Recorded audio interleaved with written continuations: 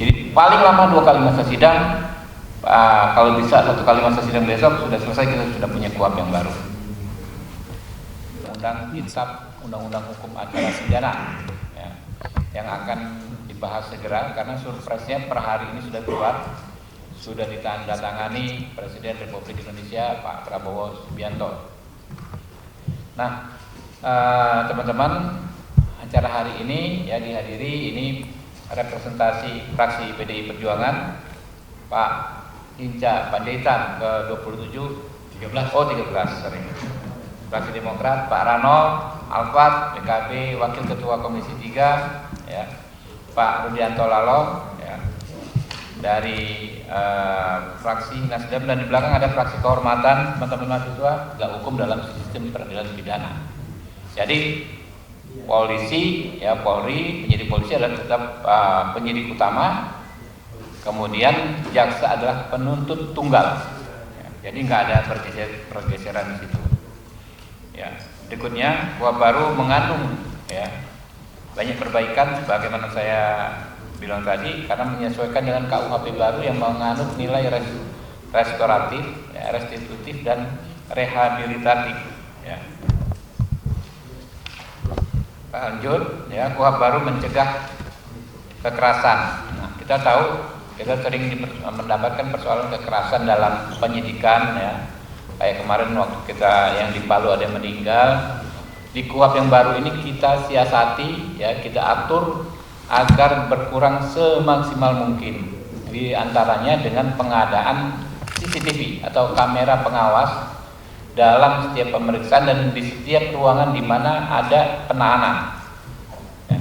Jadi di ruang tahanan itu harus ada CCTV dan dalam setiap pemeriksaan harus ada perekaman. Ini di pasal 31 nanti ya. Lalu KUHP baru memperkuat peran advokat ya, advokat ini kan orang yang bekerja melindungi hak-hak orang yang bermasalah dengan hukum. Kalau kemarin advokat ya selama 44 tahun mendampingi kliennya diperiksa, dia cuma bisa mencatat dan mendengar. Tapi di KUHP baru advokat bisa menyampaikan keberatan ya, kalau terjadi intimidasi terhadap orang yang diperiksa ya. Lalu ada penambahan, advokat juga bisa mendampingi saksi dan korban. Kalau di KUHP yang lama advokat itu hanya mendampingi tersangka. Banyak perkara, misalnya ya ada 15 orang mahasiswa demo misalnya, bentrok, ditangkap gitu kan. Kalau zaman dulu ini ya, semua diperiksa sebagai saksi dulu, jadi nggak bisa didampingi advokat, baru terakhir sebagai tersangka. Kalau sekarang saksi pun harus didampingi advokat gitu. Lalu yang paling penting juga KUHP baru memaksimalkan restoratif justice. Kami bikin satu bab khusus restoratif justice. Jadi mulai penyidikan, penuntutan sampai persidangan bisa di restoratif justice kan. Jadi intinya restoratif justice itu kan bagaimana penyelesaian perkara dengan orientasi pemulihan kerugian korban, bukan semata-mata menghukum si pelaku dengan melibatkan korban dan pelaku. Jadi kalau ada misalnya dalam pidana tertentu ya, ada kesepakatan antar korban dan pelaku, restoratif justice bisa dihentikan. Kita contoh dulu kasus pidana ibu-ibu yang dituduh ngambil coklat itu ya, ngambil coklat, kakek samirin, ya kakek samirin, nenek apa gitu ya, ya ambil kayu gitu kan, ambil pisang kan kecil. Tapi kalau menurut aturan yang lama memang harus diselesaikan sampai sidang, nggak mengenal perdamaian pidana kan. Nah kalau sekarang bisa diselesaikan dengan restoratif justice, bisa dimaafkan. Jadi dihukum diputus oleh pengadilan, tapi putusannya adalah perbuatan yang terbukti tetapi dimaafkan dan tidak dikenai hukuman ya, itu di KUHP baru yang kita coba maksimalkan. Hal lain, kami membuat pengaturan di KUHP baru ini soal hak-hak kelompok rentan, perempuan, difabel ya, kemudian orang lanjut usia. Ini kan akan ada kendala-kendala ketika mereka memproses hukum, menghadapi proses hukum, maka harus dapat perhatian yang khusus dan dilindungi hak-haknya. Nah yang signifikan juga KUHP baru memperbaiki syarat penahanan. Kalau di KUHP yang existing sekarang, penahanan itu sangat subjektif. oleh penyidik. Adanya kekhawatiran melarikan diri, menghilangkan alat bukti, mengulangi tindak pidana. Bahasanya itu adanya kekhawatiran siapa? Kan susah. Nah, kalau yang sekarang kita bikin pengaturan adanya upaya melarikan diri, berarti sudah harus ada perbuatan permulaan ya untuk melarikan diri, menghilangkan alat bukti atau mengulangi tindak pidana. Tambah banyak lagi syaratnya, jadi nggak gampang. Sewenang-wenang orang ditahan sebelum proses persidangan. Mungkin itu teman-teman ada tambahan dari rekan-rekan Pak Rano sedikit. Pak Ijadi kita ngomong pantas ya. Secara terbuka menyampaikan ke publik untuk memaknai meaningful participation untuk membahas sebuah rancangan undang-undang. KUHP ini sangat penting bagi kita semua sebagai bukti konkret Indonesia negara hukum. Karena itu engine utama memastikan negara hukum ini salah satunya adalah KUHP baik. 44 tahun sudah berlangsung, tentu sudah layak untuk kita perbaiki. Karena itu Komisi 3 di bawah pimpinan Komisi 3 beberapa minggu ke depan ini kami akan turun ke dapil masing-masing.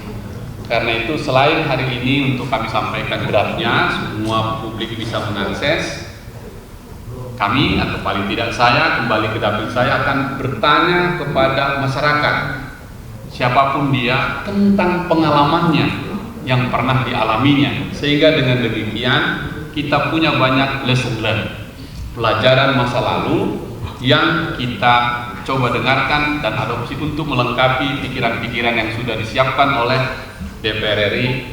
KUHP ini sebagai usul inisiatif dari DPR, nanti baru pemerintah masuk, baru kami bersama-sama. Intinya saya ingin menambahkan dari pimpinan tadi, semua kami di Komisi 3 akan kembali ke dapilnya masing-masing untuk menyerap dan mendengarkan aspirasi baik dari lingkungan kampus, kepolisian, kejaksaan, pengadilan, dan masyarakat luas, terutama juga kelompok-kelompok aktivis dan pejuang-pejuang di masyarakat sipil untuk kita dengarkan masukannya, untuk kita lengkapi KUHP kita ini. Karena itu kami menghimbau kepada seluruh masyarakat Indonesia, mari tumpahkan pikiranmu, kasih ide dan pikiranmu agar KUHP yang kita bahas bersama ini bisa memenuhi rasa keadilan kita semua. Itu saja begini.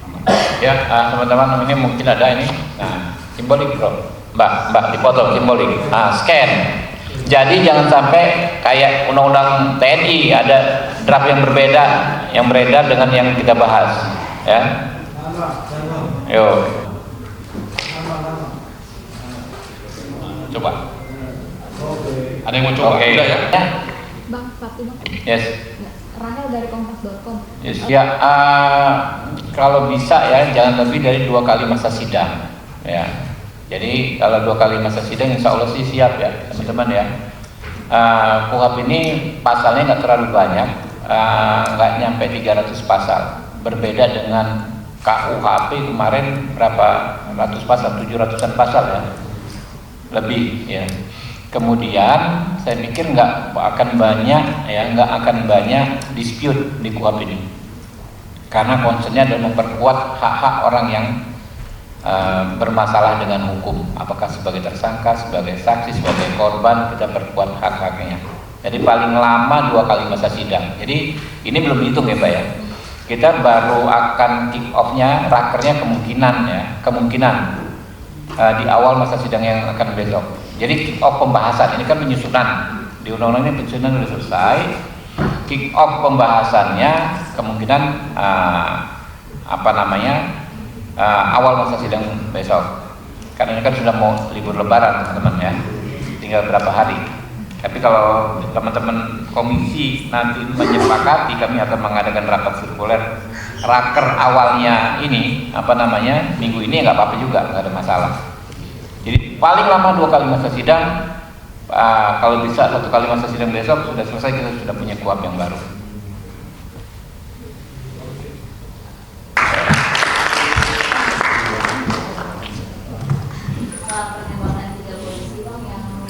Kami lihat ya, saya lihat tadi di media online kata sudah mengaku ya nembak oknum TNI ya. Ya kita dorong untuk ditegakkan hukum apa deh. Kalau zaman sekarang nggak akan ada yang bisa ditutup-tutupi. Ya. Siapapun pelakunya harus bertanggung jawab.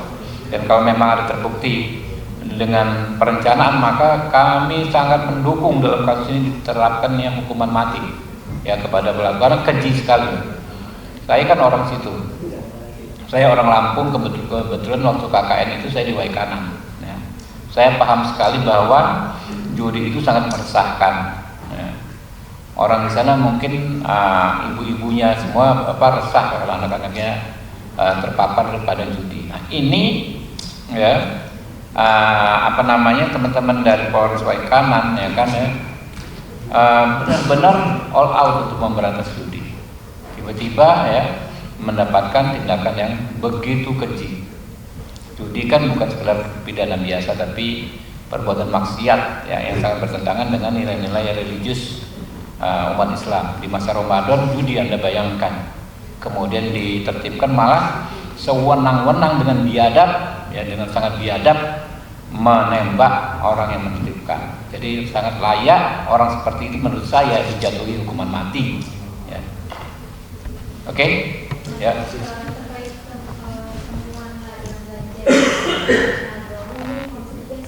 Ladang ganja kami juga baru tahu dari media. Kami punya jalur komunikasi ya, lancar komunikasi kami dengan pihak Polri ya, kami selalu berkomunikasi dan saya sudah meminta kepada LO Polri ya, Brigadir Jenderal Didi apa namanya itu? Didi Sugianto, itu dia orang itu ya kan?